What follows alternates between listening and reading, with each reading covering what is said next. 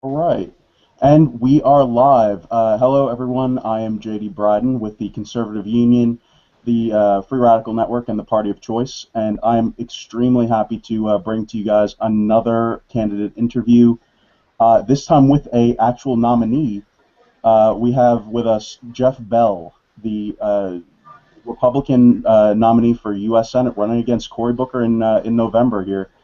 Uh, it's great to have you on, Jeff, and it's great to get your insight into this race and what's going on with a really interesting primary that you just went through, a highly contested four-man primary race that you were able to eke out and win, and going up against Cory Booker in November is going to be a really interesting race.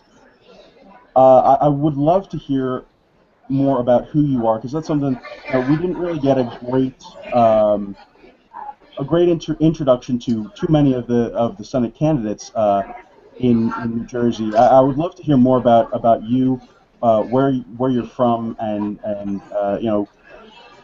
where it is that you see the country going, and what you want to accomplish as a senator. Well, I'm 70 years old. This is my third U.S. Senate race in New Jersey. The previous one was back in 1982. I also ran in 78 and defeated a Republican incumbent, a liberal Republican senator, Clifford Case, but then lost the general election to Bill Bradley. I've been in Washington for the last several years as policy director of the American Principles Project. And some frustrations that I had in that job led me to come back to New Jersey and run for the Senate. Specifically, the frustration I had was getting people to focus on what the Federal Reserve, with its zero interest rate policy, is doing to the economy. That's not widely understood. It's not being debated enough. There's not enough public knowledge of it. And if people come to the right conclusions, I would advocate solving the problem by returning to a gold-backed dollar for the first time in 43 years in this country. I think that's probably by far the best way of fixing this problem, but it was the lack of discussion, even of a debate about this subject, particularly what the Fed has done to savers, what the Fed has done to small business, that led me to come up here and try to start the debate through running primarily on this issue in the Senate race. And my winning the primary in a complicated four-way race that you mentioned enabled me to prolong that for another 4+ months. So I'm really happy about this opportunity that I was given by the Republican voters of New Jersey. Absolutely. With Cory Booker as your opponent, how do you intend to sell your message, sell the brand of Jeff Bell to the state?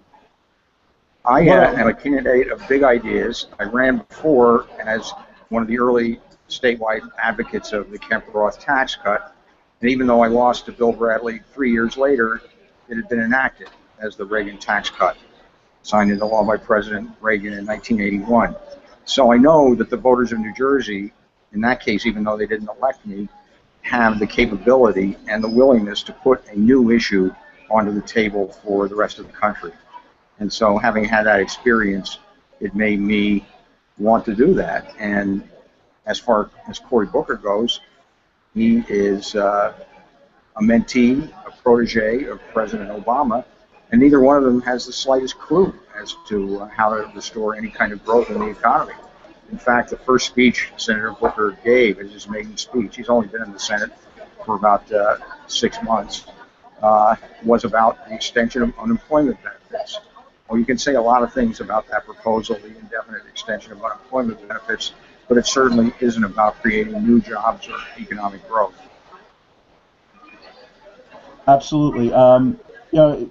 It's really a conservative message that you're selling here, and that you're trying to give a real clear,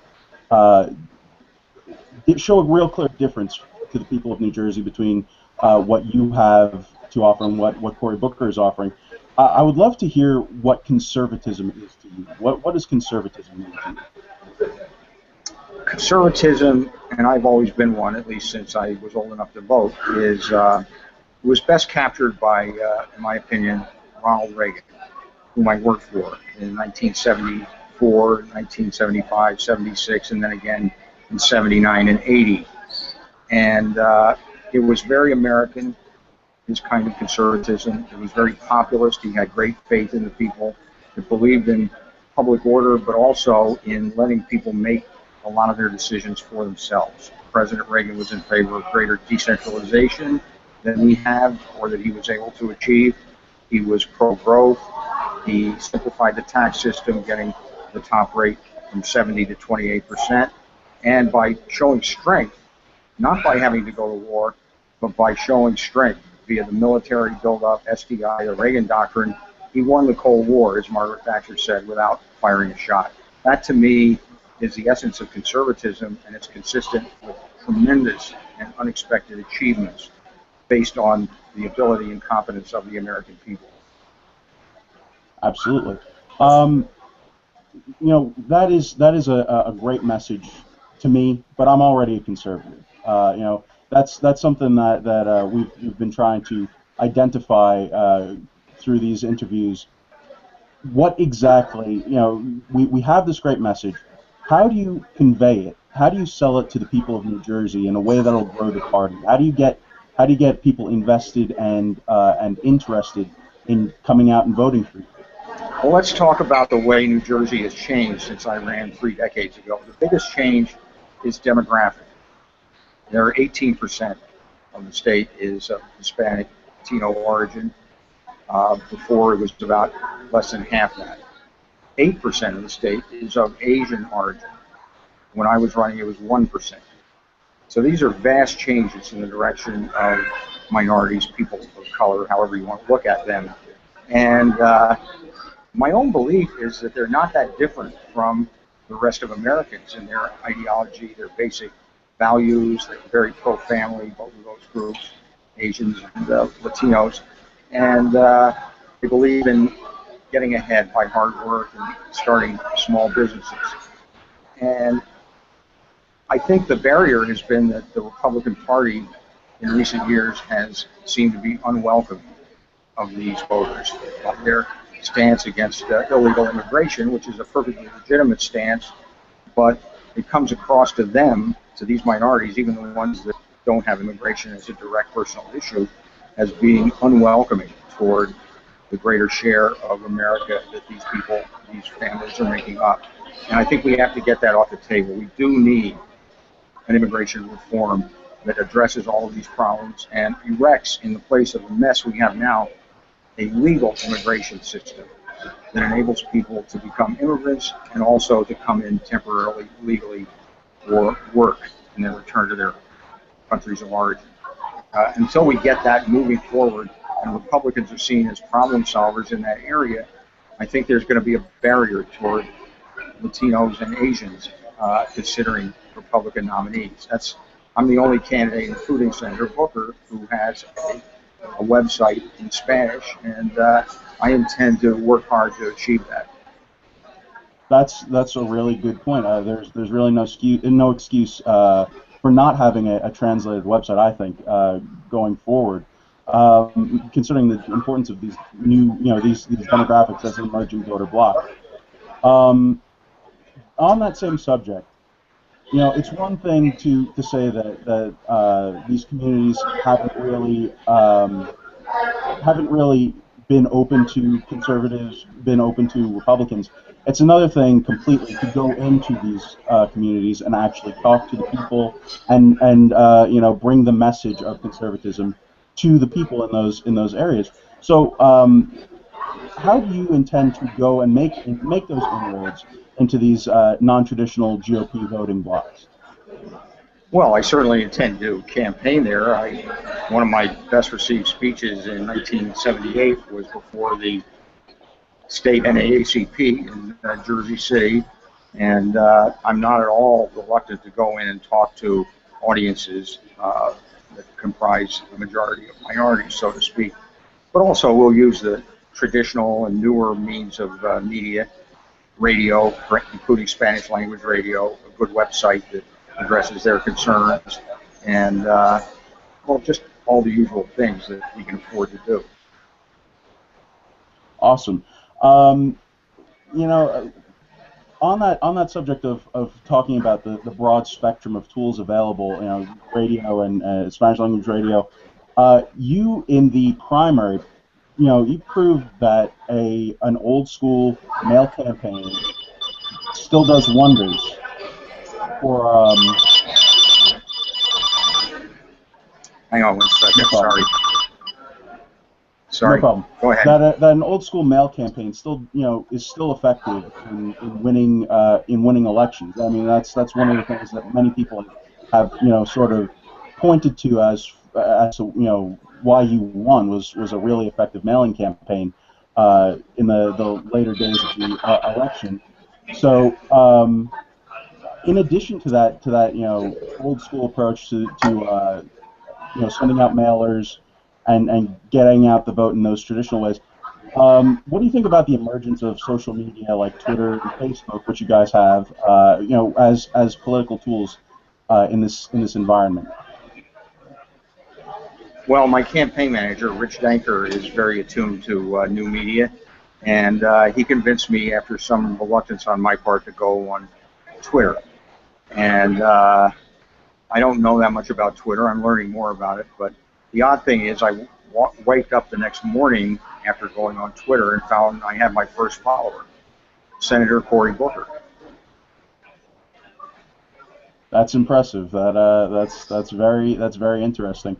It was very surprising. Yes. It made me think that maybe new media has something to it. Yes. Yeah, I was very interested to see that occur. I actually saw that as it happened. Let's go back to a question that has been really, we've gotten a lot of very interesting answers from previous candidates. Why does the GOP lose? You know, it's been the case, sadly, here in New Jersey, that we haven't been a particularly red state in a long time. As you said, I mean, going back to the Clifford Case, you know, race where you beat him in the primary, we haven't had an elected senator, you know, since him, elected Republican senator since him. Why does the GOP lose in New Jersey and in a broader sense? Well, I think there are a number of reasons. We won 3 landslides in the 1980s in the Reagan era, including in New Jersey. And ever since then, we've had a couple of problems. We've been a little too apologetic about some of our issues, particularly on the social issue side.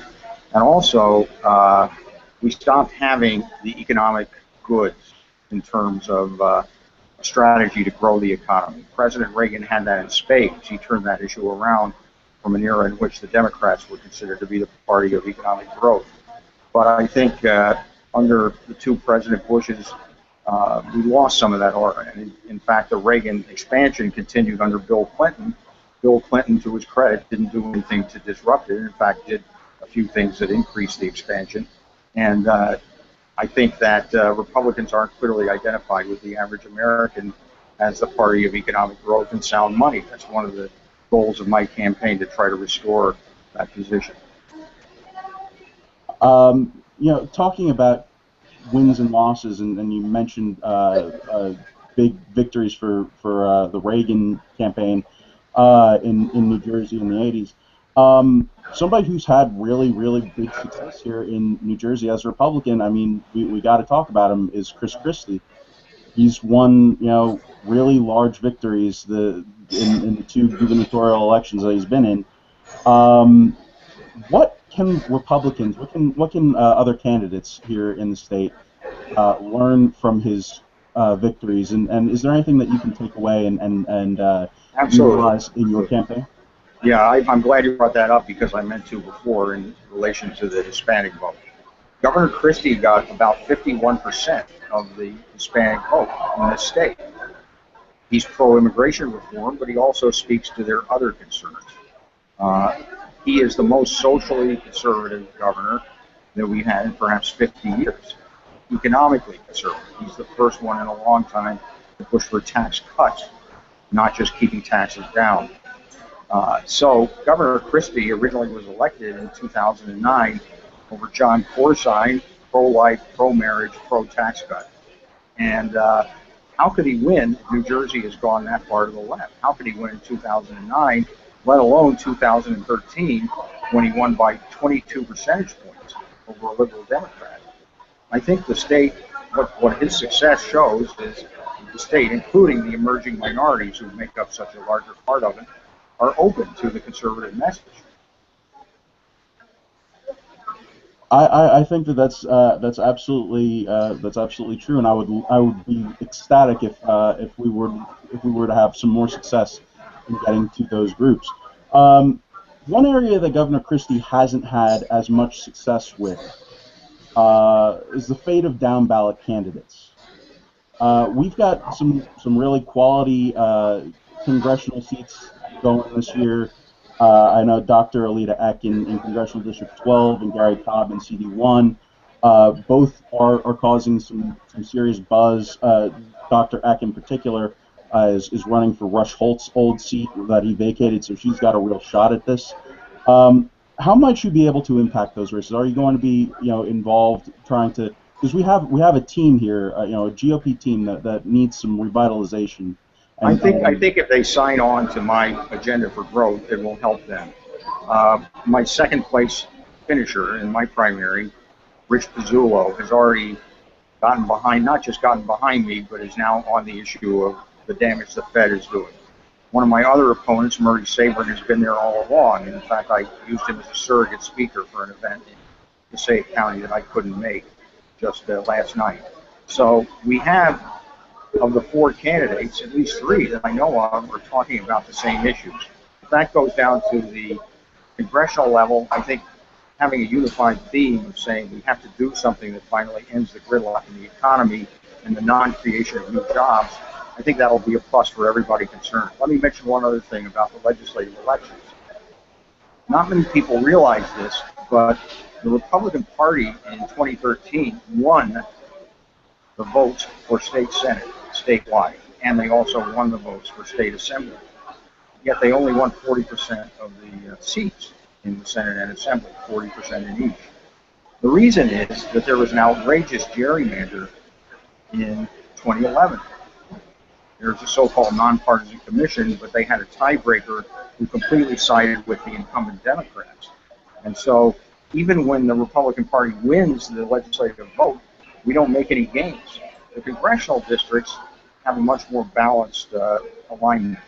It's 6-6 right now, with one Republican seat possibly in the undecided category because the incumbent retired, but I think it leaves Republican. So the playing field is much more even this year than it was last year because of the different outcomes in redistricting in 2011. Yeah, I'm very hopeful that there's a lot of interaction between the candidates, and particularly between them and you, and everybody gets to get more of the media attention and are able to be seen and able to win these races, particularly in that CD12 race that you were mentioning, where Rush Holt vacated his seat. You have written extensively on the social side of conservative politics. So let's go into that for just a second. Arguably, the most important demographic the GOP consistently loses are unmarried women. Relatedly, we've been tainted, we've been smeared by this War on Women campaign. But we've also done a little bit to hurt ourselves in that regard with candidates like Todd Akin and Richard Murdoch giving really weird offbeat answers to questions on abortion in the case of rape, other things. How will you approach that topic when it inevitably comes up, and how will you fight for the female vote? Well, there's one thing about Todd Akin's mistake that is not that widely recognized, and that is it was an attempt to minimize his position as somebody who opposes abortion, even in the case of rape. And the way that Todd Akin tried to do that was by saying that there aren't very many of them.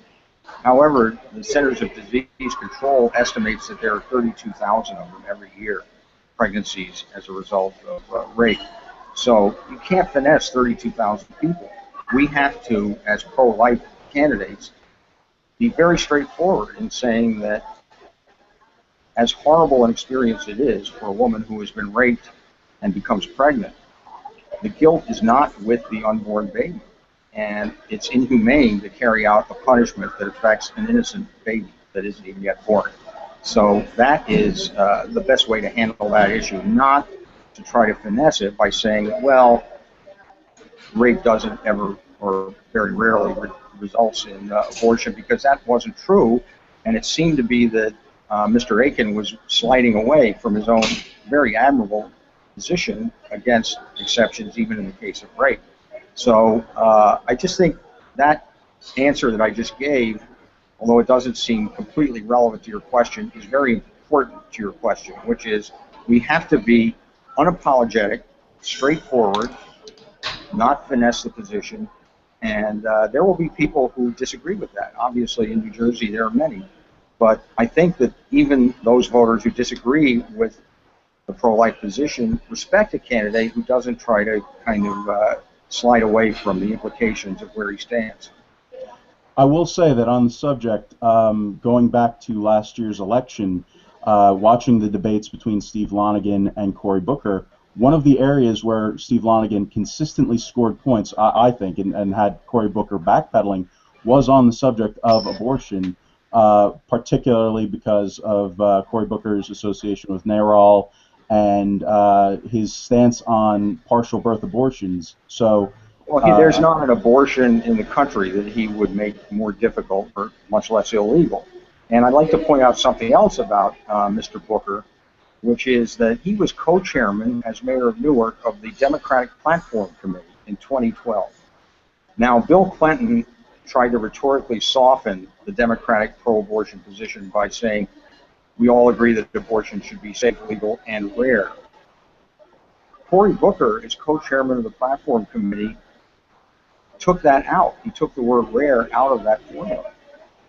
So apparently, the Democratic Party, as stated in its platform, as well as its chairman of the Platform Committee, believe that abortion shouldn't necessarily be rare. There should just be as many as people want to have.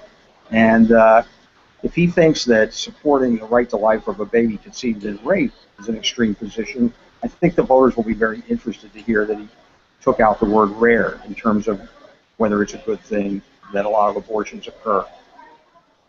I think that is absolutely true, and I would love to. I would love to see him pressed on that a little bit more, because it definitely appeared to be a stance he was uncomfortable with last. I agree with about Steve Lonegan. I think Steve did a great job in confronting Cory Booker on that issue and the implications of his position, whereas other candidates that we've seen really have kind of tried to slide away with it and have kind of bought into the formula of the war on women. Now, if Republicans are guilty of a war on women and Democrats are not, why will they not support a bill that would prohibit abortions for the purpose of sex selection, which has been introduced in the House, which has passed the House, in which virtually all Democrats oppose those restrictions, including so-called feminists. They also oppose protecting any girl babies from abortion, from people who would do it on that, select abortion victims on that basis. So that, to me, is the biggest war on women that I know about. Yeah, I consider myself to be a libertarian, but when it comes down to that, a small L libertarian. I'm a registered Republican. Right. When it comes to these sort of issues, it is just despicable to me that you're denying a person's right to life. That's right off the bat. I think that's not a good situation. Moving on to another area where I think Cory Booker is very vulnerable is Obamacare. Obamacare is hurting America. It's hurting Americans. I mean, we've got every day there's a new news story about how awful this situation is. But wanting to repeal it without offering an alternative might be a vulnerability, because you get accused of not offering a solution or whatever. what is your plan, or what plan do you support to replace or deal with the Obamacare debacle? Well, I've had an alternative plan up on my website from the day I announced my Senate candidacy, and it involves leveling the playing field between those who get their insurance through their workplace, through their employer, and those who want to shop for individual insurance. The tax advantages for employer-based health insurance have been overwhelming, and they need to be leveled off. Everyone should have a tax credit that covers the value of basic insurance, that is catastrophic insurance, and then should be free to negotiate any more extensive plan. As long as we have the unlevel playing field, then that further removes the nexus between the marketplace and the consumer, namely the patient. I do believe Obamacare needs to be fully repealed. I think there are other things that can happen. Malpractice reform could greatly reduce the cost of medical care, and also a wider availability of health savings account, which the Obama administration is phasing out in order to pay for the failed program of Obamacare. And they're also phasing out many forms of Medicare Advantage, which have given older citizens more of a choice in their health care. Yeah, it's a terrible situation. A lot of people being robbed of good coverage because of this situation. Speaking of people being robbed of coverage, you are a veteran, and thank you for your service. What do you have an opinion on this VA scandal? Is this something that, how does this need to be addressed? There are plenty of military bases here in New Jersey. Is this an issue that is something that you can bring up and address in the campaign? Well, many people have made the point that this is a preview of Obamacare, because when the government gains full control of medicine, there's always a waiting list. Every kind of medical care will resemble the emergency room, where what you do is you go into the hospital emergency room and wait until a doctor has time or opportunity to see you. Having said that, I also believe that veterans do deserve more priority. A veteran who is ailing should really have a doctor right away, even if it costs more money than under the present system. I'm not in favor of privatizing the veteran system. I think that we have to give a priority that really goes to no one else in the population, to those who have risked their lives and been wounded in war. And so the Veterans Administration letting people stay on a waiting list until they die is just absolutely outrageous, and it has to come to an immediate halt, even if it costs more money. All right. Last big question before we get into some more personal interest stuff. Right now Iraq is exploding again. We have just a horrible situation there, and this is foreign policy fail after foreign policy fail from the Obama administration. Where do you stand on the situation over there right now? Should we be doing anything about it? Should we be should we be bombing them? Should we be just staying away? What is your opinion on the situation? If I were president of the United States, which I'm a long way from being, I would bomb the formations of the enemy in Iraq and Syria, the ones that are endangering the Iraqi state. I would give military aid to the Maliki government for all its flaws. I would not let Iran take the major role in being the savior of the Iraqi state. It's an outrage that this is happening, because it happened for one reason, and that is President Obama withdrew every last American soldier, didn't negotiate a status of forces agreement, and declared that the war is over. Well, not only was it not over, but it started up more viciously than ever after the American soldiers left. And believe me, there is a connection between those two events. What has happened in Syria, what's happened in Iraq, is an outrage that was completely preventable by President Obama. But now that we're in this situation, we have to look to the future and have the best possible policy that would retrieve some American interests by keeping jihadists, both of the Shiite Iranian variety and of the Sunni variety, out of Iraq. I hope that we are able to not lose as much as we put a lot of time blood and treasure into this country. But it's insane that it's been allowed to degrade to the state that it is currently. Let me make it another point. I mean, what I said might sound somewhat sanguinary or warlike, but the truth is, if you show a willingness as a government, the United States, to intervene when deep humanitarian issues are at stake or when the vital interest of the United States is being threatened, often it's both, then you don't have to intervene as often. In the last several decades, the President of the United States, who had the fewest military engagements, really just one American-initiated invasion of Grenada with a couple of hundred casualties, was President Reagan. And why was that? It was because of all the recent presidents. He was the one that our enemies were most afraid of. They did not know what he would do to them in any given situation, and they stayed away from aggression. I honestly don't think that President Reagan, who was often attacked as an idealist rather than a realist, if he had been president, Saddam Hussein never would have invaded Kuwait. It never would have happened, because they knew who Reagan was, or even if they weren't sure who he was, there was enough uncertainty that they wouldn't have done things like that. And they didn't while he was president. And he won the Cold War without firing a shot. And I don't think we can forget that lesson in terms of who was better at preventing war. Is it somebody like Reagan, who is caricatured as a cowboy? Or is it somebody like President Obama, who in the first month of his presidency was honored with the Nobel Peace Prize? Which one did a better job of keeping us out of violence abroad?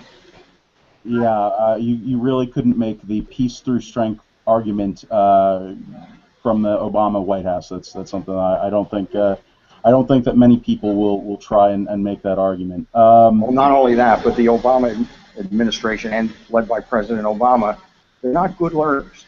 They don't really learn from their disasters. They just go right on as if nothing bad had happened and blame the problems on someone else. Yeah.